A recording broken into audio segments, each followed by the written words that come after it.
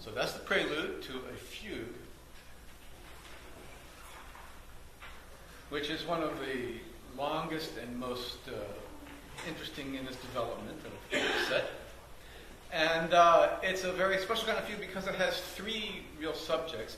It's not a triple fugue in a traditional sense because it doesn't have three expositions.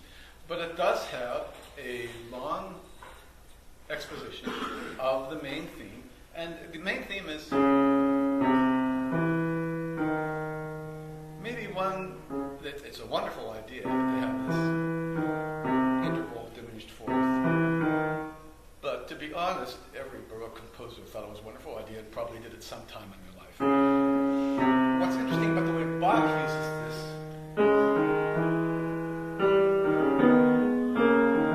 subject is almost every time it comes in, the first note is not basically the root of a chord, but some very extended note in an extended dissonance.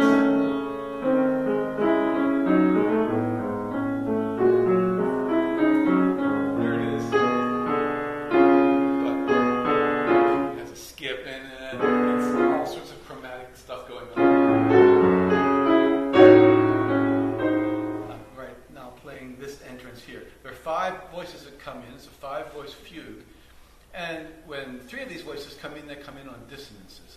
And this exposition sort of continues that quality. It treats mostly the minor keys, G sharp minor and C sharp minor. Towards the end, it has the only token reference to major in the entire fugue. Well, there's actually two places where we get a little bit of major key.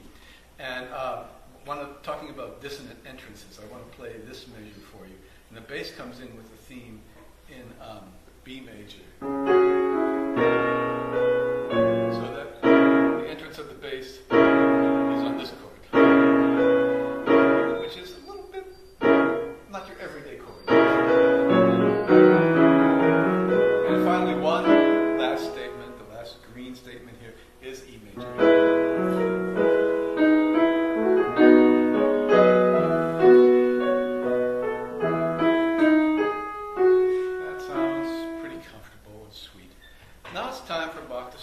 Second level of fugal sort of exposition, actually, of a new idea.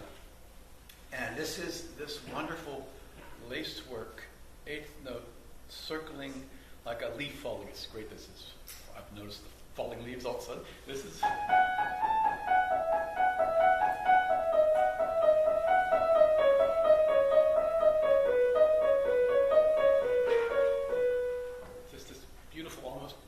Sense of this braid of sound, which dominates the next couple lines of the piece. And I think maybe you should hear that, so I'll play this.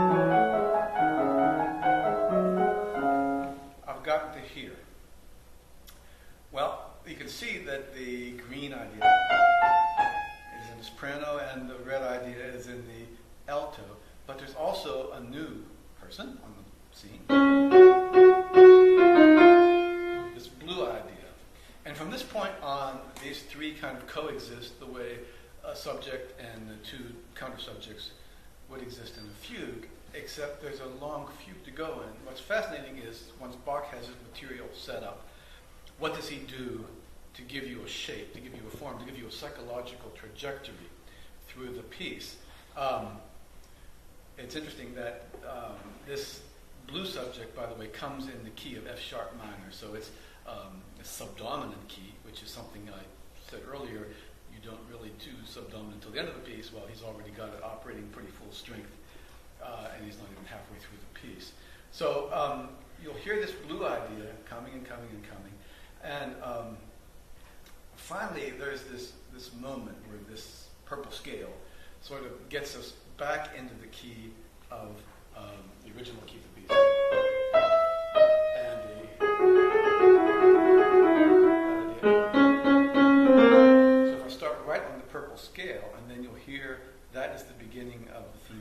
back in the original key with the red, that wasn't really marked, but it's there, and the blue. Notice as red keeps going and going and going once we get past this.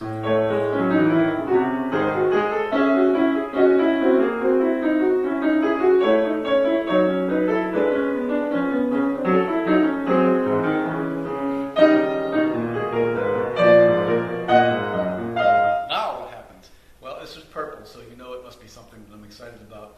And it's because it's this fugue subject coming in this extremely distant key or sharp key, one level beyond the dominant of the dominant, so it's D sharp minor, which means the intervals are D sharp, C double sharp, F sharp, E sharp, and then before it resolves, that's a chromatic resolution, which starts a whole bunch of chromatic resolution. So you'll hear that.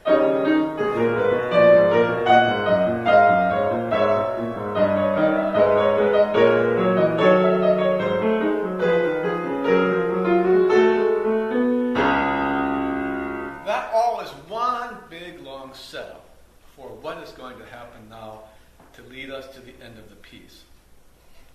One thing that Bach is almost always can be dependent on is to keep moving his subjects around to different keys. You'll hardly ever hear the same thing in the same key twice in a row.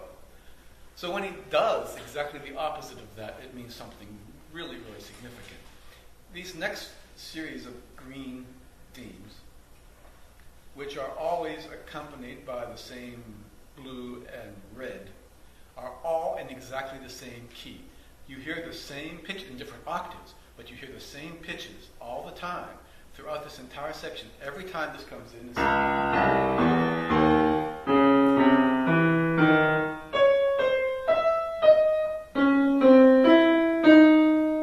so we're hearing that and all its accompanying material, with occasional little bridges in between. But finally, the last time for that is this moment here, and that's capped off by this final, very strong harmonic statement of the themes, without the main theme being there.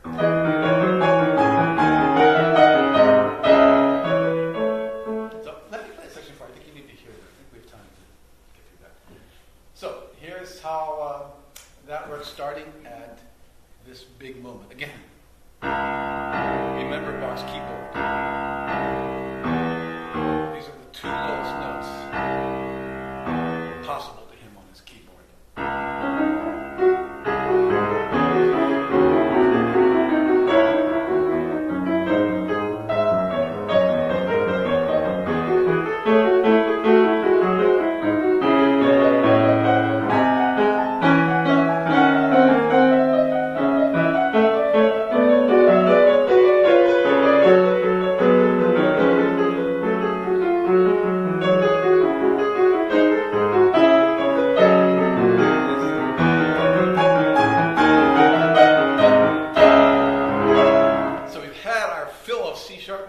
And the reason he does that is because of what's going to happen here.